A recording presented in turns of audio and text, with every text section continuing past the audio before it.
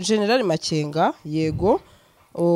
n'abakomando be ngo barafashe kirungutwe si bimaze iminsi ahubwo ngo bambuwe buhumba ni buhumba na leta yongeye kuhisubiza ariko twabuze wabiduhamiriza ubwa mbere n'ubwanyu M23 yabikoze ikintu gisa na withdraw yikura ahantu kandi hakomeye kandi eje kahagaruka kafata ariko abahanga bavuga ko contre attaque M23 muri Ngungu ari yisha abarundi benshi kubyo nta murundi warwane muri Kongo utazi umusozi wa Ngungu so mu kurwana rero urumva Sandrine tuje tuzana amatekinike na tactique M23 yageze masisantre yakirwa neza n'abaturage abantu bavuga ko bazando baje bahita bihorera kuri abaturage kubera amashi bakomeye M23 media itangira kuvuga ite M23 muri abaturage iye kuzakubitwa n'inkoni n'iminyafu zatuwiziduro igikora kandi bazi dutendo tuje tubyara icyambere aircrafts abanyakenya bakaza aba Uganda bakaza abanyasudani yefa bakaza na buri kimwe cyose niga abantu batangiye ku understanding impamvu M23 iri discipline ntabwo wambwira ngo withdraw M23 buhumba habaye iki ibintu nk'ibyo biri mu bigize tactique yego na repli tactique bahorega nubwo abakongomani bayikora nk'abaswa urumva bayitwaza ngo turi muri repli tactique ari bakubiswe M23 yageze bari kare centre ifatibwa kire cya Kigoma ihakurwa na Doha igaruka Kibati ya bari kare kilometero 100 urayikangisha pinga ku kilometero 2 pinga sirimiki ubu media igiye kongera promoting pinga igira ikintu rutura nkuko ya promotinze Uvira ese bivuga gutya kirungu twafashwe kabiri ahandi hano bajyaga bavuga yigeze gufatwa kabiri nihera mu ntambara za kera Minova horaga ifatwa Minova tombe byahebye ukajya iba ari mu bingahe n'iki byose wabonye akantu kabaye urumangabo uzi ko ari amakuru twamenye mu minsi 5 ariho video yasohotse numva ko yavuga ntacyo bitwa hari ikintu FARDC nabonye rusha mu 23 mu buzima bwose kuva bose babaho ushaka gusohokera ahantu hajyanye n'igihe urashaka gutungura umukunzi wawe cyangwa gutegura ubukwe ndetse n'ibindi birori bitandukanye ushaka kujya muri sauna cyangwa gukoresha massage ahantu wizeye igisubizo nta kindi twakibazaniye Luxury Garden Palace ngwino tugutegurira ibirori ndetse nzi neza ko uzaryoherwa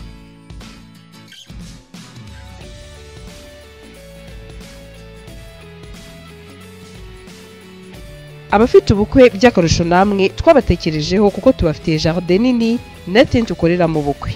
Maison de Passage yakira abageni ndetse n'aba diaspora baza mu Rwanda bibaza bati ese ni hehe twaruhukira namwe ntago twabibagiwe kuko tubafitiye amacumbi asanzwe yakira ingeri zose duhamagare kuri 07844387 cyangwa udukurikirane kuri Instagram na Facebook ni Luxury Garden Palace.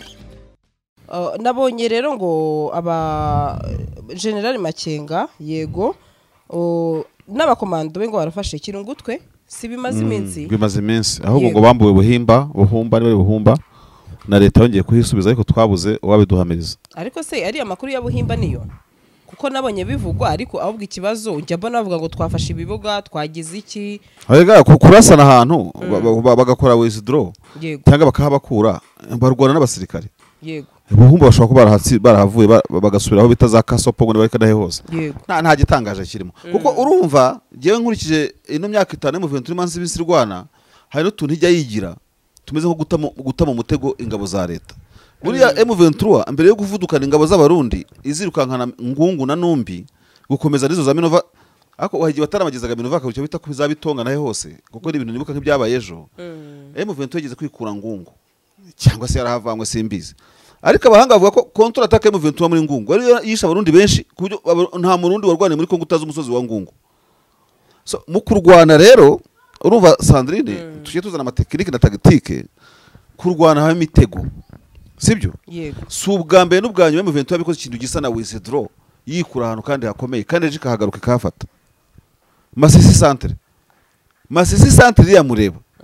abantu babaye bibaza kuki M23 ifata Masisi nifata hari akarere nifata ari territoire ntafite hari ibiro kandi byitwa ko bafasha abantu bafasha ibiro byaho yego M23 bigabye igitero kuri Masisi centre irayifata iyifashe yivamo iyivuyemo abazarendo baza barahifotoreza urumva bakora n'ibirori bukeye barakubitwa baraswa amasasu nk'asagutse kuri Kosovo bukeye bwaho gusa hari amagambo menshi kuko M23 yageze Masisi centre yakirwa neza n'abaturage abantu bavuga ko bazando baje bahita bihorera kuri abaturage kubera amashi bakomeye M23 media itangira kuvuga ite M23 muri abaturage murajya ahantu bakabakomera amashi hari n'ikintu kigeze kuvugwa tuje twibukiranya amateka y'intambara ko M23 ishobora kuba yarigeze kuzamuka ikirori kuzamuka irubaya ngira ngo igasa nk'iyakoze reconnaissance nk'ubutasi abaturage bakayishyira amata batazi ko ihita ihava igahita yongera ikigendera nabo bashobora kuba barabiryojwe ariko ayo makuru y'abantu bashidikanya kuko urebye kuva aho bari za Bihambwe kugera rubaya n'iki bihari kuri en fait nashaka kuvuga iki hari udukoryo tagitike mu Ventura gukorera urumva ukagira ngo ni injiji kandi biri bigize tagitike sibyo Buhumba turahaje Makengo uvuga yageza kuvuga iminota yahaye abasirikare ngo bahamare ahubwo se ubwo iki ko atari busubire inyuma urumva agira ngo aguce hejuru mu buryo n'iki bintu nk'ibyo ngibyo yego ntabwo mbizi ariko Buhumba bahava nta birenze bigeze kuva Mushaki bava Mweso bava Kicanga bakora icyo bita wiziro ngo basubiye mu byari by'ibirunga urabyibuka yego hemu Ventura ihora gukora amawizidro kandi kazagaruka guca hejuru none se ko yavuye za Mushaki igasubira ibirometero 100 inyuma mu gihe cya Ekarafu ziranga zo myaka igezazaga ntiyaje harenga ikabigeza mu Minembwe ese ubundi niki kitubwira kuki abantu batiga histoire reka nkubwize ukuri burya nubyara umwana nishuti n'umuvandimwe uzamubwire yiga histoire yego histoire ni ikintu gikomeye cyane ubu M23 AFC igiye kuzakubitwa n'inkoni n'iminyafu zatuwizidro igikora kandi bazi udutendo tuje tubyara icyambere Ekarafu abanyakenya bakaza aba Uganda bakaza abanyasudani y'Epfo bakaza na buri kimwe cyose niga abantu batangiye ku understanding impamvu M23 iri discipline ubwira ngo subira inyuma none bitangira kuzamba bayisaba kujya mu birunga General Jeff Nyaga wa Kenya ati nta buzima buhari bati noneho mukore pre-cantonnement mujye irumangabo urumva yego abandi bati ndibuka icyo gihe ari conclave yabereye Bujumbura yo kwibaza kuri iyo rumangabo gute ndetse PM w'u Rwanda wahozeho Edward Ngire nta kibazo yabajije kiri muri iyo image ngiye kuvuga iyo perspective nko kubaza ngo ko muri task force no muri reconnaissance zajya kureba rumangabo ko hari ubuzima bwajyamo ingabo ko ntawe mu Ventura mwibutsemo kandi abo bazahajya nyine uzajya ahantu kujya atajya mu ikipe izajya kwiga ubuzima bwaho ndumva ari yo background ikibazo cyari gifite kandi ubona ko bandayishimiye ikibazo kibaye nk'ikibazunguza ubwonko cyo genda yishimira we conclave Bujumbura twarabibonye asa nk'urimo kugenda bisisibiranye urumva en fait icyo nshatse kuvuga ngaha niki kuki abantu batamenyera ubukoryo bwa M23 it's like umuntu ugeze ku mahurugiro mu kiganiro urumva avuga ukuntu uvire igoswe ukuntu yafatwa n'abaturutse ahandi cyangwa ntago biga histoire ufashe Goma ukayishyira ku meza uko yafashwe uko yagoswe ugatavira ukayishyira ku meza uko uvira igose bitandukaniye he ariko udasoma histoire azongera kubitwe nkuko Goma yakubiswe nka cya kirongo nakubwiye kiri ku nka ku ruhu inka ari we kera abantu biki ntago biga rero mu kutiga kw'abantu ntabwo wambwira ngo wizidro M23 Buhumba habaye iki ibintu nk'ibyo biri mu bigize tactique yego na repli tactique bahorega nubwo abakongomani bayikora nk'abaswa urumva bayitwaza ngo turi muri repli tactique ari bakubiswe ariko na repli tactique baho kugira ngo marisha ingabo uraziropurira nyine zigasubira inyuma yego zikongera zigasa imisada zikaza ziteguye nese kurwana ese umuntu urwana bari photogenique oya ntago intambara yo kwifotoza ngo twahafashe barabikora bamwe bafite impamvu zabyo kuko ushobora guca morale adversaire kuko watangaje amakuru y'urugamba ko wamukubise ariko yaba Buhumba do amakuru ya wizidro ko M23 ntabwo agize inkuru igihora izikora kandi izikoze irazi kabamena iyangungu yarabamenye urumva yego iya masisantire badubura sibyo noneho tunavuga nezire tutazi azubona amakuru yose turayamenya si ya 20% ducungiraho yego amakuru y'urugamba ugira ngo yavamo ntago byakunda aho mbona bwira no mu birometero 7 gusa kugira ngo nango napinga ivemo ku birometero 7 yego ubu tuvugana ubu ngubu ubwo no kuvuga bavuye za Karembe barakomeje cyakiraro se indege zo zirasaba racyujura cya Karembe simbizi ariko ubwo numva ko barimo baprogressa muri Warikare ntabwo nzi menace iri kuri pinga harakavuga ko indege ndakashobora kubazonga samuhawo ariko nabyo nta muhigo ukomeye urimo kuko niba barigeze kujya Warikare centre bakagira ikibuga kirege cya Kigoma kiri Warikare centre ku birometero 100 pinga ku birometero 7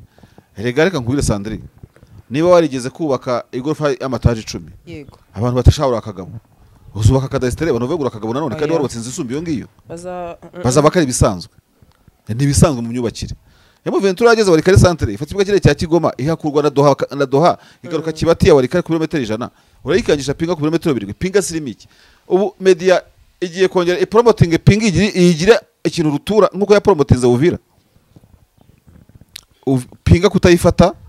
ni bari aba general autoproclamé uyu nguyu ukunda kurasa arashya imigeri ngararasa ntuze urumva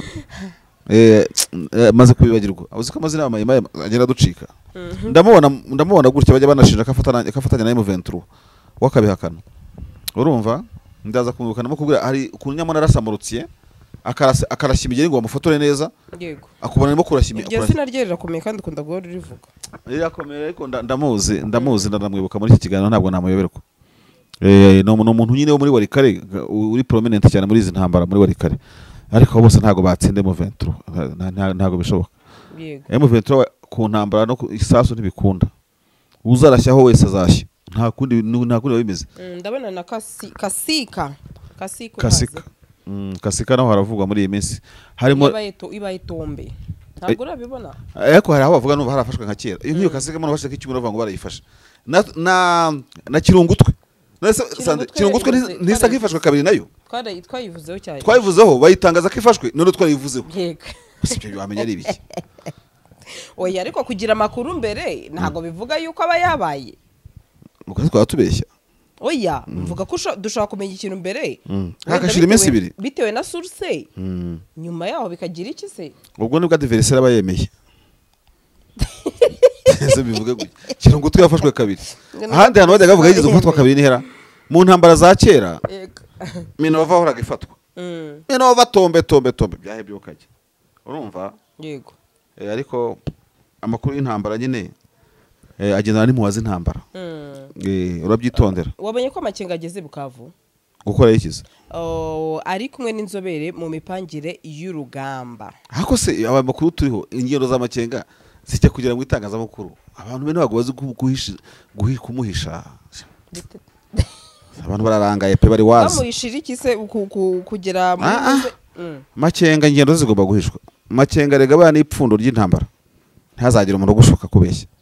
babitanizo mu fort urumva yego zamuvoma urutirigongo raruze colonne vertebrale umuntu adafite urutirigongo yahagarara arume ya M23 nigo rutirigongo rwa FM23 idahari bose they are nothing urumva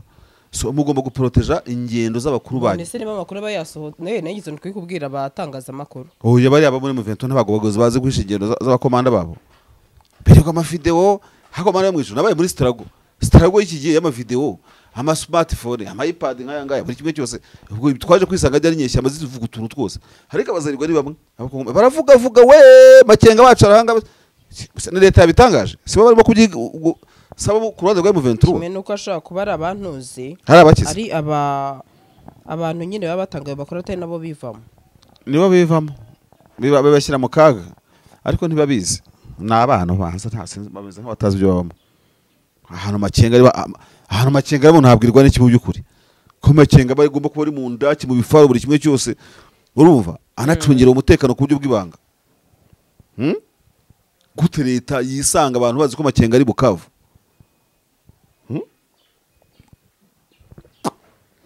ntago mbizi gusa baraje bambwira bati se shamarisha ko noneho General Eva Somo na Nyembo bo bari Warikare ko tutabiyobewe ariko bya namafuti buri yuko ciri mwami yamenyekanaga kari kasengesi niko isasu ryamupfumuye urumva yego kandi nta muntu ritashwanyuza guhisha amakuru y'abakomanda urumva yego bakuru cyane nk'amakenga naho baherereye nicyo kintu nakwita ubuhanga bukomeye ese nkubaza makenga akora pass out y'abasirikare ibari mu bingahe n'iki byose wabonye akantu kabaye urumangabo uzi ko ari amakuru twamenye mu minsi 5 ariho video yasohotse nakaye harya kabaye apasi gisha abasirikare mu 7 nyibutse nyine pasi gisha yabari abasirikare urumangabo nese ari amakuru yazi uwo munsi oya byari byarabaye nyine niko ariko twari tubizi je ntabyo narinzi je nari mbizi ko bazapasingisha yabikoze warabimenye nijo nkubwira nicyo nashaka kubwira nyine naho kuba bazapasinga Kabila yabasuye buri kimwe cyose bintu byari bizwe kuba bamaze gutungana no kugira gute amapasa utajya kererwa umukizanga murapasinga muri iki cyumweru bakongera nk'amezi 3 byica morale kuba ushaka uri kwikose urumva ngaho arategeze kujya kwirebera akarabyo kiwe agakumbuye akarabyo kiwe abantu bari kwikose yari umuhungu n'umukobwa abakumbuye sheriwe cyane ku buryo ibintu byose avuga ati bindi ndabirya ariko happy nkeneye n'izindi wagwana tuva kuri iyi ngingo Makenga rero niba General Makenga kuko ari byo nibyo ari Bukavu itangazamakuru ikabimenya umumaro bifite ni muke kurusha uwo byagira ntawe ubizi tukazabimenya nanone ari yari nuzi ubundi abantu bazi Makenga bahe wenda bari Bukavu nabyo byashoboka ngo ntawamenye kukubwira amenshi usanga ariyo amenshi usanga ariyo ariko nanone rwose ni nko guhemukira komandoma niyo ariko ni mabi nanjye yamaye ariko urandenganya kandi njyewe ntago cyokora ari byo nyine uyazi ntago nayavuga ariko ko n'ubundi aba azwi nanjye utari umwe banumva kuyavugaho ntacyo bitwara hari ikintu FARDC nabonye urusha mu 23 mu buzima bwose kuva bose babaho FARDC yatanze itegeko ryo kutanyanyagiza amakuru y'aba FARDC no kudakoresha ama smartphone na buri kimwe cyose mu bintu biri electronique sha birakunda birahaba burya Sandrine nubwo tuvanga ibisirikare ngo babiri legere nka kiriya cya Kongo ariko nta gisirikare cyana kibaho iryo tegeko ubona ko batagikira imikino yo gufotora sibyo ikintu kibabaje hagati yacu ariko waje kwisanga mu manyanga aba muri M23 yego yifotora igira gutora n'amavideo ujye ubona uyabona ese biriya bintu bigize iki urubyita media wonda byumva ariko wiringoma ababigenzura buriya video yari ikize tukayibona iba yanyuze kwa wiringoma akayirizinga yabanje kureba ingaruka zayo ese ko each commander wa M23 yemere kuririzinga amakuru y'urugamba uririzinga amakuru y'urugamba ya guhumba ko mwagize gute mwahafasha ejo barahabakuye ibyo se bimekinzi esanza ngiye nkubwire rero muvandimwe mu byonzi ntavugana nasubiramo intambara nibanga aho Makenga ari nibanga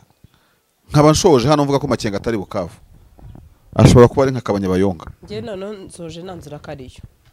nawe nzi neza ko ndusha amakuru menshi reka ari kiwanja itonde nyine nzi ko ari kiwanja na konvuze zahanyuze nzi ko ndusha amakuru menshi nawe uraza gukora investigation rero koko yageze investigate gantu general imana icyo gikombe kindenza reka ndi maresha ariko general n'umuntu ukomeye pe mo general aho uri hose wirambire kabisa ariko izo nkebe zigenda zivangura ngugeza ahangaha nzenza zitoragure mane ko waba zitoragura uvuga kuyora bakujyana mu ndaki ko kwigisha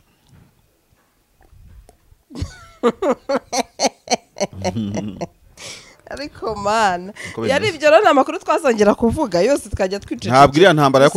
ntabwo iriya ntambara iriho for the sake of media promotion yego ntabwo iriya ntambara iriho guteza imbere itangazamakuru icyo ndacyemera iriho kugira ngo izakore ibyirangiza byose ikemura ibibazo babikemurane nk'abakongomani twebwe nitubigwaho tubitangaze kuko ibindi ntibitureba urumva ariko ntabwo intambara iyo byongeye ibaye inyeshyamba erega urabizi mu itangazamakuru habaho media and news editing ntago amakuru abantu buva babona yose aba uko yastawe hari imirongo ikurwamo niyongerwamo ibyo bita editing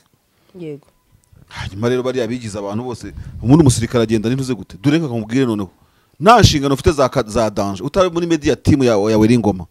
nabaha gatoci gusa nkabakura no ku smartphone yego ubanza inyeshyamba nawe zitamara icyumweru zaba zararuzinze uri ku rugamba uri kuri video call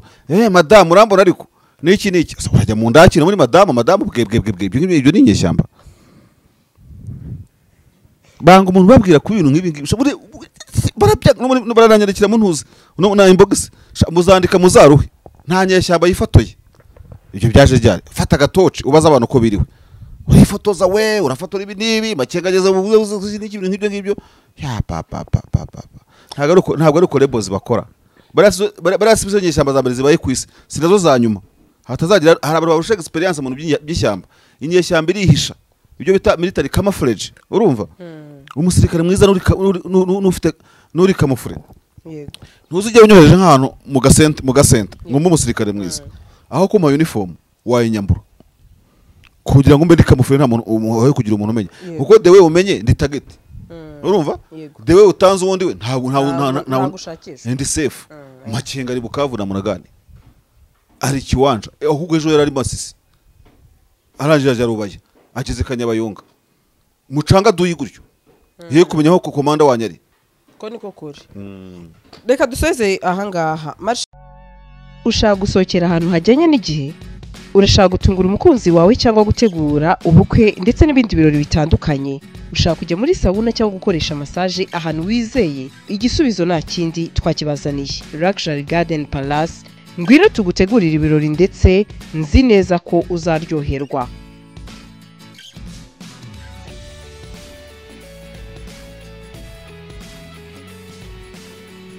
Abafite ubukwe by'akarusho namwe twabatekerejeho kuko tubafitiye jardin nini na tent ukorera mu bukwe.